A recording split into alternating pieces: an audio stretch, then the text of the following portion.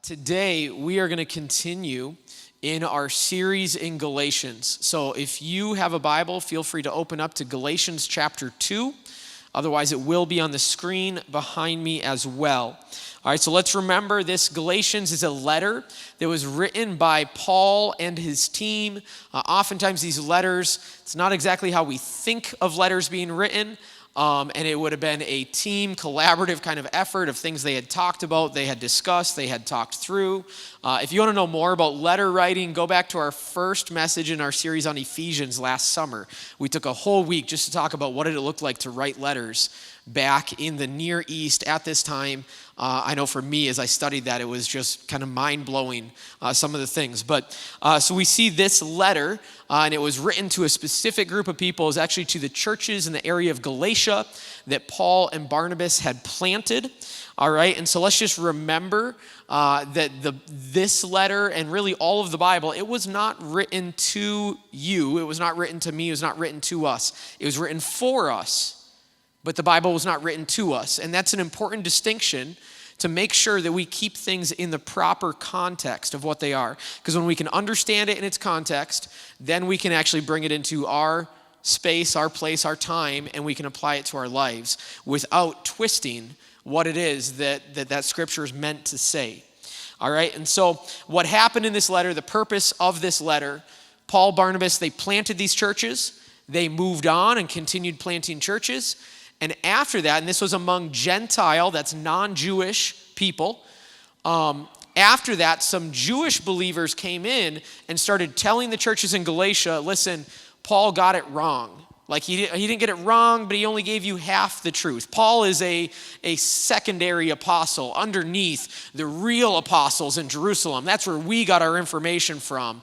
And so Paul, he's kind of, this is a game of telephone, and he kind of gave you the wrong information. It wasn't all of it. You actually need to become part of the family of God by being part of the Mosaic covenant, which would mean getting circumcised, following food laws, table laws, all those types of things. And so Paul finds out about this, and he writes this letter to those churches, being like, that is not accurate. And so last week what we saw was that Paul had gone to Jerusalem, met with Peter, James, John, and they had heard his message and said, no, this is accurate, this is correct, this is the gospel. Nothing needs to be added to this. And so that was Paul making that argument last week, and it was great to kind of see that. Now, Paul just finished up talking about how they agreed with him, how they were in unity, and now today, Paul then goes into something that happened after this agreement where there was conflict between him and Peter. All right, and so that's where we're going to dive in today. I'm going to read through this, and then we're going to go back and look at it in like 3 chunks. I've said this before. I am reading out of what's called the Bible for Everyone translation. The main reason for that is it's a translation that most people in the room are not going to be familiar with. Sometimes reading a scripture in a translation that you may not know helps just kind of jar things a little bit instead of hearing the same old. And so that's the translation we're reading out of. Our hope this morning with all of our messages is that this actually just kind of like whets your appetite. I was having a conversation before service here of this idea of like, there is so much more that is in these passages, so much more that could be talked about. Think of Sunday mornings like an appetizer. All right, if in your Christian life, this is the meal, this is a 3-course meal that has everything for you, you're going to be left missing a lot of things. The hope is that as we dive into this as a community, it leaves space for you to go as an individual, maybe into smaller communities with other people, dive deeper into those, talk about those things. And so hopefully that's what happens. I'm going to read Galatians chapter 2, starting in verse 11. But when Cephas, that's Peter, came to Antioch, I stood up to him face to face. He was in the wrong. Before certain persons came from James, Peter was eating with the Gentiles. But when they came, he drew back and separated himself because he was afraid of the circumcision people. The rest of the Jews did the same, joining him in his play acting. Even Barnabas was carried along by their sham. But when I saw that they weren't walking straight down the line of gospel truth, I said to Cephas in front of them all, look here, you're a Jew, but you've been living like a Gentile. How can you force Gentiles to become Jews? And so I want to look at this in 3 parts, and this is important, this portion. I actually started writing my message thinking I was doing these couple verses and then the next chunk of verses. And I got into this and I'm like, nope, this is important. We're going to camp just in this spot. It's not often that we see and have examples of direct confrontation among leadership in the early church. You could argue that all of the letters, like the New Testament, is in result of confrontation. Because Paul's always kind of writing back, being like, what are you guys doing? Why are you screwing this up? But this is Peter and Paul having a direct confrontation here. And let's be honest, like disagreement is a big part of life. In fact, I would say it is inevitable. Disagreement is inevitable. And there aren't many opportunities in the New Testament for us to see it and how it happens. And so this is so good for us to look at. All right, we have 3 parts to this. All right, and these 3 parts are going to be on the screen behind me here, and then we'll go into each one. The 3 parts, we have the situation, what's actually going on. Then we have the fallout to what happens because of the situation. And then we have the response, what happens following the fallout. All right, and so Peter comes to the church in Antioch. This is a Gentile church. It is where the followers of Jesus were first called Christians. It's basically kind of the birthplace of the gospel going to the Gentiles. All right, this is one of the first places that we see this. And Paul is a leader in this church in Antioch in this season where Peter comes and visits. And so the way the community interacts with each other in Antioch is going to look different from Jerusalem because you have a Gentile church, predominantly Gentile, and you have a predominantly Jewish church in Jerusalem. So these look different from each other. It's not bad. The message or the gospel isn't different. It's just the way that it's contextualized is. The way that it's playing out looks different. And when Peter first comes, he's fine with this. Remember, he had that experience with Cornelius. He knows that the Gentiles can be part of the family of God. He's fine with this, and he starts joining in with them, and he's sitting at the table with them. He's eating with them, which was an incredibly important part in that part of the world at that time. It still is incredibly important for the majority of the world. Table fellowship, who you sit and eat with, matters. And so he is joining them, and actually a decent amount of scholars and commentators think that this is more than just sitting at the table with them, that there's a chance here that Peter is actually also probably eating foods that the Gentiles are eating that maybe would not have been kosher for the Jewish believers. Most of them would not have eaten that because it wasn't allowed under the Mosaic law. So that's a possibility there that it's going more than just sharing a seat at a table. All right? And so this is what's kind of happening here, what's going on. But this is all good. Peter understands that for the Gentiles, things are different, and that's okay. But then some people show up, and it says people from James. James leads the church in Jerusalem. This is Jesus' brother. And the people show up, and as soon as they show up, Peter kind of pulls back. And he feels the pressure of them being there, and he draws back. And so this is kind of the situation. And he did it, it says, because of fear. In that verse 13, it says that. And so fear is a powerful motivator. Fear drives way more of our decisions than what we would want to admit. I think most of us in the room here would want to be like, I don't make decisions based off fear. But if we truly took a step back and did a self-inventory of how we make decisions, fear plays a bigger role than it probably should in a lot of our lives. All right, now what did Peter have to fear? Well, it could have been that Peter was afraid of losing influence among the Jewish believers. Last week, we just said part of their unity was saying that Paul and Peter have 2 different callings. Paul is called to the Gentiles, Peter to the Jewish community.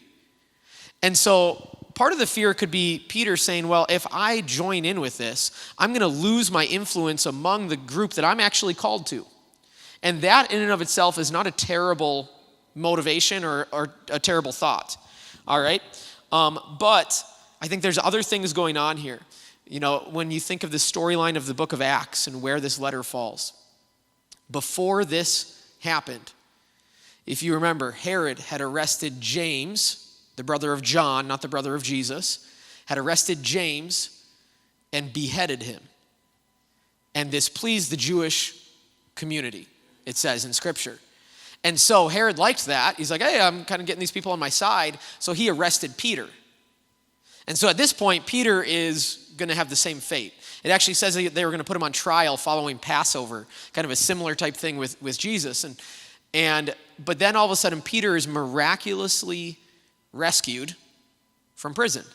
If you remember that story in Acts. And so Peter probably has that in the back of his mind, where he's like, okay, you know what? I remember the last time Jewish people got upset with me and what happened, and I ended up in jail.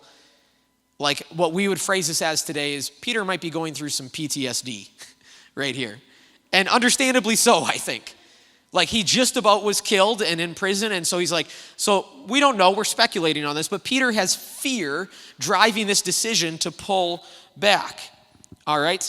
And like I said, there might be some validity in Peter saying, you know what, I don't know if I'm going to eat with everybody else, I'm not going to eat what they're eating, I'm going to pull back because my ministry really is to these people, and I don't want to compromise that ministry by being part of this ministry. If that were his attitude, I think this would probably be okay. But that doesn't seem to be what we are seeing happen here. All right? And where this really gets messy is the fact that Peter is such an influential leader. You see, when you are in leadership, people watch you. They watch what you say. They watch what you do. They watch every action. That's what leadership is. It's not always fair, but it's leadership. All right, and if you don't want that responsibility, fine, don't step into leadership. It's easy. Not everyone has to be a leader. So it gets messy because of more than the situation, but because of the fallout that happens. The result of Peter's actions is that other people follow him. Remember, he's a leader. And now he hasn't just maintained his ministry, which might be okay. He has actually now resurrected the social barriers, the old walls, the barriers of the law. And he has placed the Gentiles on the outside of the in crowd. So we talked about last week. Who's part of the in crowd and who's on the out crowd. He is now, by doing this, he's pulled all the other Jewish believers with him, and they're sitting at different tables, and he has resurrected what is going on here. All right? And this is really what makes the whole situation a big deal to Paul. Paul's trying to lead this church. He's trying to help them overcome thousands of years of stigma and separation between the Jewish people and other people. So imagine it this way. Okay, if we go back... Oh man, where are we at? 2024. If we go back 70 years, you go back to the 50s, the 60s. I struggle with that because I still think that the 80s were like 10 years ago and the 70s. I had to actually do math there. It's one of those.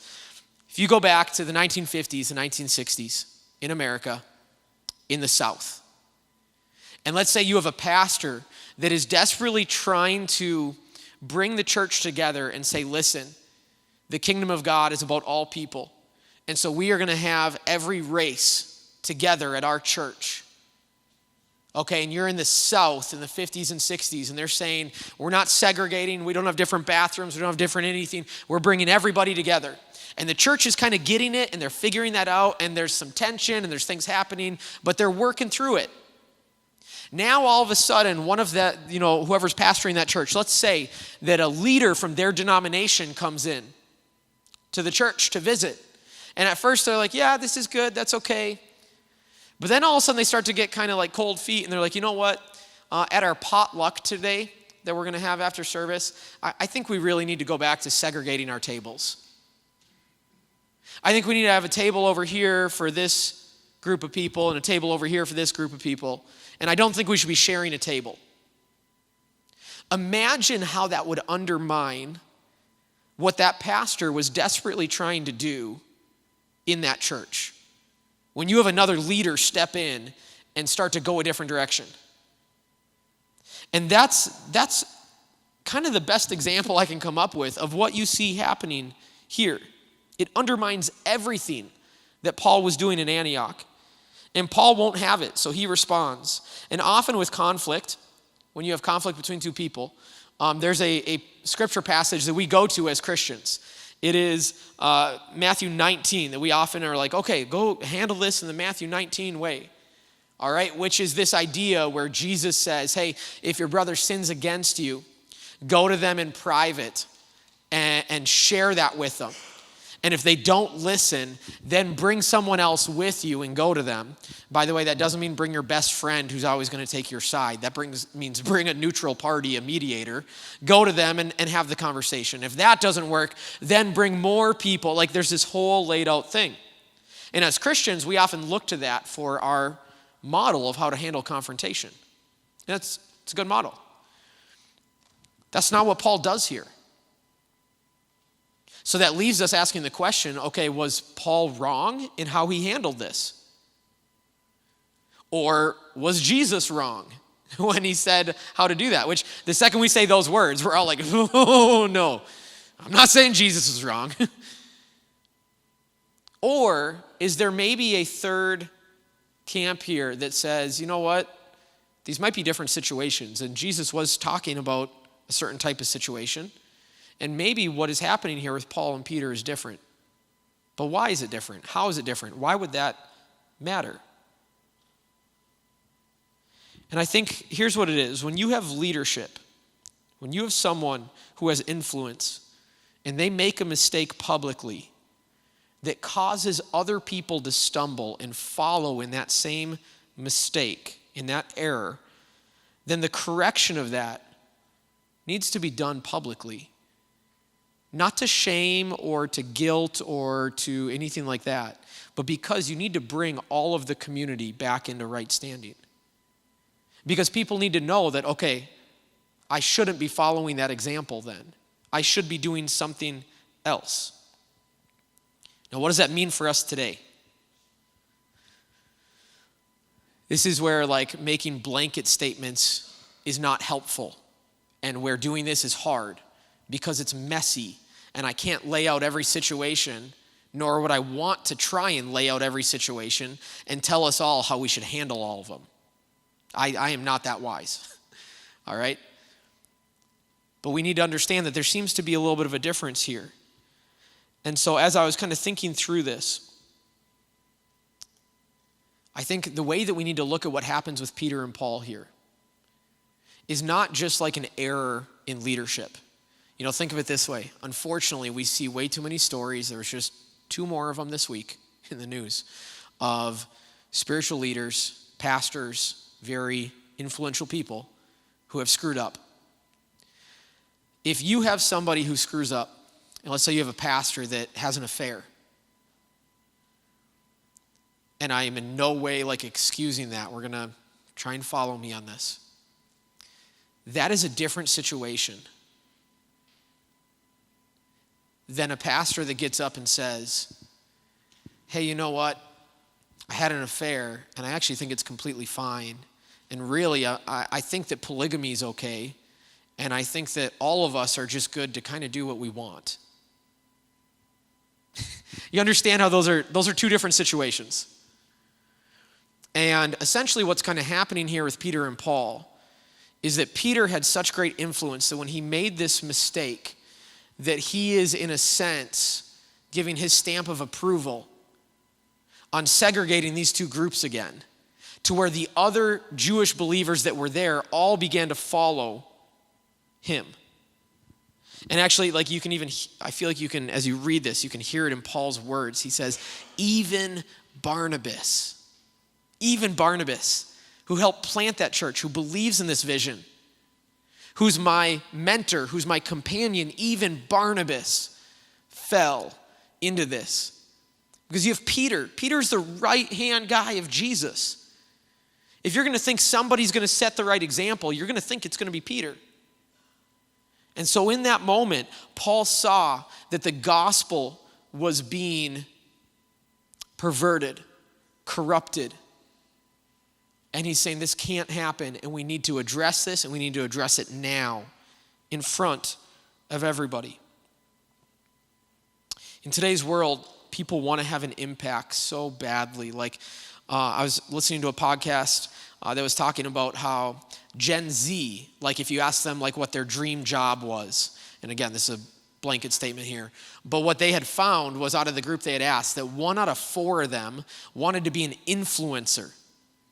And maybe you don't even know what that is, all right? That's okay. And this is like someone who uses their social media basically to lead other people, to influence them, to do like influencer. It's a job. It got entered into the dictionary in 2019 as an actual word, like influencer with the definition. All right, so it's kind of a newer thing. But 1 out of 4, and even if that stat is maybe heavy or something, let's say it's 1 out of 10. Like people, we want to have opinions. Everybody does. And we want to share those opinions. And we want others to share in our opinions. And we want to have an impact. And we want to have influence. And we want to do all of these different things. People want their voice to carry weight. And let me tell you, you need to be careful what you wish for. You need to be careful what you wish for. Because as you move up in leadership, as you move up in influence, you move up in responsibility. And as you move up in that, the freedoms that you have actually diminish. Because to step into leadership is to give up some of your freedoms. It is. Like, think of a position of leadership. When someone steps into that, they are taking on responsibility that other people don't have to do. And they're given, sometimes that freedom is just time. They're putting more time into something. Sometimes it's other things. And I think often people think that whoever's in charge, that must be nice because they get to just do everything the way they want to do it. And that's spoken like somebody who's never been in charge of something. Because when you're in charge, you are constantly trying to manage every other thing going on. And rarely is it all of like, this is what I want to do right now.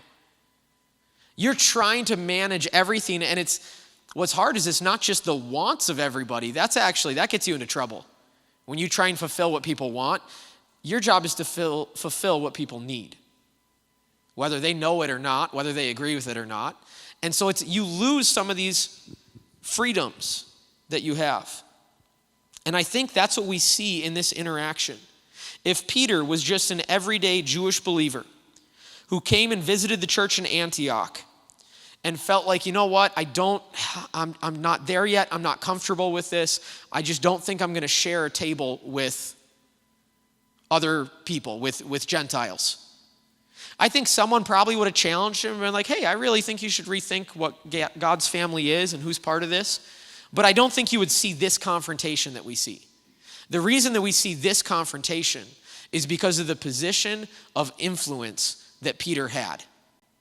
That when he made this choice, it actually impacted other believers who followed in his steps. Because it wasn't wrong for a Jewish believer to necessarily live like a Jewish believer. It was wrong for a Jewish believer to force a Gentile believer to live like them. And that's what Paul is getting at in this moment. Because we see Paul actually still hold to different things. At one point, he goes and makes this vow, and he goes through all the different things and goes to the temple and prays. And like he goes back into some of these things at times. In and of itself, that wasn't wrong. It's wrong when you're segregating other people out because of your rules that you have there. And the higher you move up in influence and leadership, the more sway you have with people. And you have to be more and more careful, and you give up those freedoms. In our denomination, this isn't all denominations, but in ours, when I went through initially the licensing process and later the ordination process, all those different things, I had to sign something saying that I was not going to ever drink alcohol as long as I was ordained in our denomination. Now, is that because alcohol is in and of itself sinful? No, you're going to be hard-pressed to find scriptural backing for that. Scripture has a decent amount to say about being drunk, not being in control of your body, things like that. But you're going to really have a hard time arguing that alcohol is sinful when Jesus' first miracle was turning water into wine. Like you're going to run into things real quickly.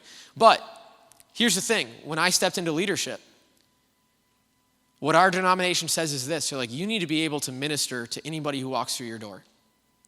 And you don't know what baggage people have. And you might have someone who walks through the door who is struggling with alcoholism, or that's part of their past.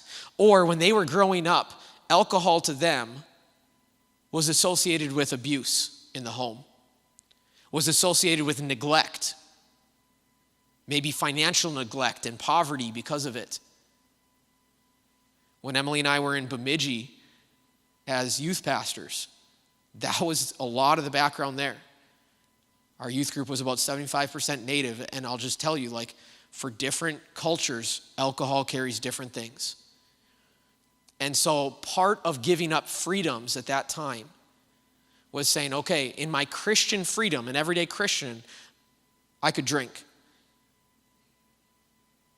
But as a pastor in this denomination, I'm giving up that freedom so that I can better minister to people. And that's just one easy example for me. There are all sorts of different things like that. How do you minister to every person where they're at? And that's what leadership is. As we step into leadership, we give up freedoms. Leadership requires more of you, plain and simple. But unfortunately, this actually doesn't just stop at leadership for a lot of us. When you become a follower of Jesus, your job is to have influence on the world around you. Our mission from Jesus is to influence our world. And so when you become a Christian, you step into this to a certain degree because other people look to you to represent Jesus. The term Christian in its original kind of context, it meant little Messiah. There's all these little oh yeah, you're trying to be like Jesus. And they're like, yeah, we are trying to be like Jesus. You carry influence and weight no matter who you are. And so in the second week of this series, 2 weeks back, we challenged everyone that, in today's age, you have voices all around you trying to tell you how to live out your faith. And you need to be careful which voices you give authority to. Today is the inverse of that challenge. All right, here's my challenge. Understand that as a follower of Jesus, people are watching you. How you live informs their understanding of who Jesus is and what Christianity is all about. And if you want to be a Christian, this is not optional. This is the heart of actually one of the 10 commandments that we often get messed up. Don't take the Lord's name in vain. It's saying don't take that name on yourself, saying that you're a Christian, that you're representing me, and then do it in vain by living a completely different way. And this is a lot of weight. And if we're honest, it isn't always fair. But that's what we're called to. And when I learned this and when I took this to heart, this is when my relationship with God made a massive shift. I realized younger kids were looking up to me, the decisions I was making, things like that. And this is what really spurred my faith on. Let's do this. Worship team, would you come? The rest of us, why don't we stand? I want to just kind of move to a time of response here.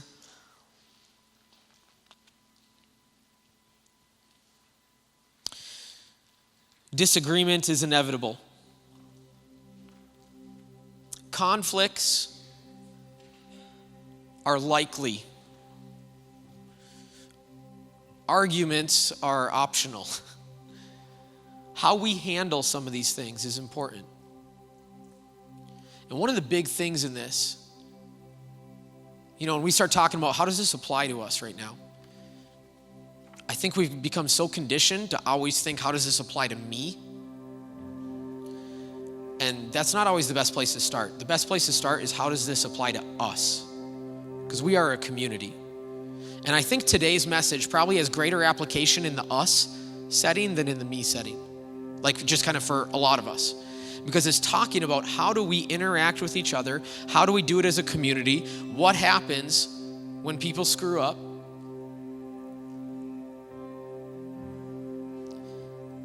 How do we interact with people? Jesus laid out some great ways in Matthew 19 with personal conflict. Paul has moments that we can look at, and ultimately what Paul talks about later in the letter, we need to be led by the Spirit in how to handle these interactions. And when leadership is involved, it should carry a higher degree of transparency and potentially even how public it is. Okay, but there's always a way to do this that honors God, and we need to seek that. And honoring God, understand, never means sweeping toxicity under a rug and not confronting it, as unfortunately so many organizations and really unfortunately so many churches have done.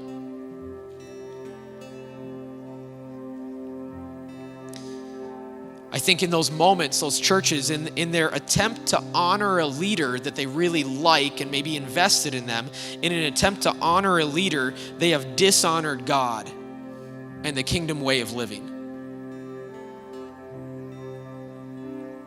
And so this is important. And when leadership screws up, things need to be talked about in a transparent way. Not swept under a rug, not said, oh man, but their heart's so good. We love them. They do so much. Leadership needs to be confronted. And when that leadership really ends up hurting other people, it needs to happen. And I'm speaking from experience in the sense of I've been at a church where there was failings in leadership. And if I'm being honest, I don't think it was, in my opinion, handled the way it probably should have been. And it left some people really hurt for the sake of protecting someone in leadership. That is not honoring to God. And so I want us to just kind of sit in this as a community of what does this look like? How do we handle confrontation? How do we handle conflicts? And how do we handle it when leaders that we look up to fail? And maybe we need to rethink the pedestal that we sometimes put leaders on. Right? Because maybe you're like, oh, you failed me. How did you fail me? What do you mean, how did I fail you? I'm always going to fail you. I'm not Jesus. I'm going to fail. And so if we hold any of our leaders to a standard where they can't ever fail, then in some ways that's on us at times.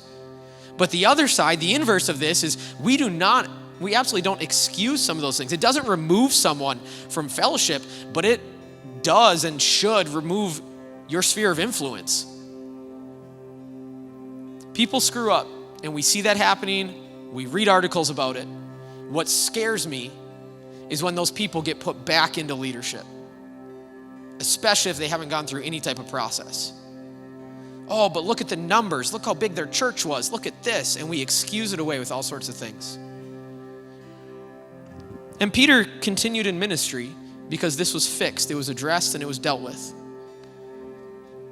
And there are some things that probably should discount you from ever being in leadership in a ministry setting ever again.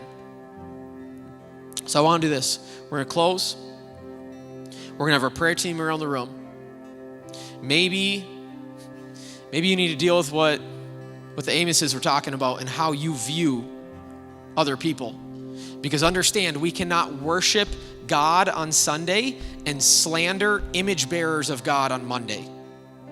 So if there's a group of people that we don't like, if there is just a person we don't like, whatever it is, we cannot do that. We cannot get here and with one mouth worship God and the next day slander someone made in his image. Maybe that's what we need to work through. Maybe we need to work through this idea of confrontation. Maybe we have conflict in our life that we need to deal with, and we need some wisdom of how to do that. But let's bring a community side to this. And so I'm going to pray, and then we're going to go into one last song here. After that, we'll dismiss. We'll grab root beer floats. We'll hang out and have fun and Father's Day. But right now, let's just focus in and give God these moments.